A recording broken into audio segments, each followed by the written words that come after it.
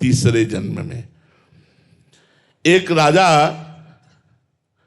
पुत्र कामना से भद्रकाली को वचन दिया कि हे मां, यदि आपकी कृपा से हमारे पुत्र हो जाए तो मैं नर बलि चढ़ाऊंगा, मनुष्य की बलि। पुत्र हो गया। एक आदमी वो पकड़ के लाए, दस्यु थे वो लोग, तो चोर थे, हिंसक थे। अब वो आदमी समझ नहीं पाया मुझे क्यों पकड़ के लाए। अब उसको अच्छी अच्छी खान पदार्थ सामग्रियों में छोड़ दिया गया, जो तुम्हारा मन हो खाओ। तो एक जगह गरम जलेबी खा रहा था, तो जलेबी जो खवा रहा था उसने कहा खा लो, कुछ मिनट बाद तलवार चलेगी तेरे गले पे। तो उसने कहा ऐसा? वो धीरे से बहाने से निकल गया। उसको पता नहीं था कि मेरी मृत्यु होने वाली, लेकिन जब पता चला तो भाग गया।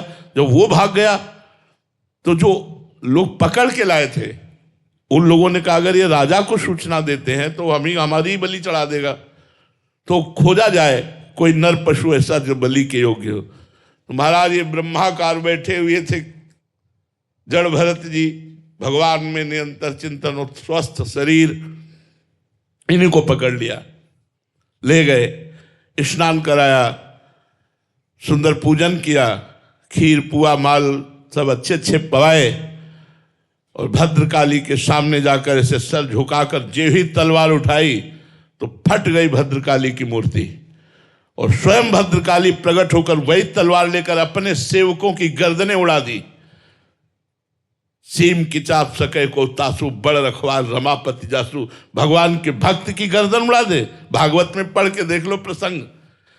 अपने ही पुजारियों की गर्दनें उड़ा दी देवी जी ने, और भरत जी उठे चल दिए।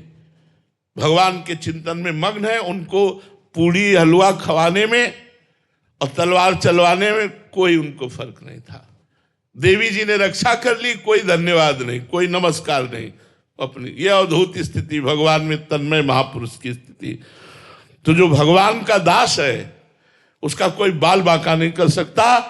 भगवान देवी रूप में है, स्वयं प्रकट होकर के, और अपने पुजारियों की गर्दनें उड़ा दी, लेकिन भरत जी के खरोच भी नहीं आने दी। भागवत में प्रसंग पढ़ लो, भरत चरित्र में। तो इसलिए हमें लगता है श्री भगवान की आराधना करने से सब प्रसन्न हो जाते हैं। वैसे भी जा पर कृपा राम की हुई, ता पर कृपा करे सब कोई, सब प्रसन्न हो जाते हैं।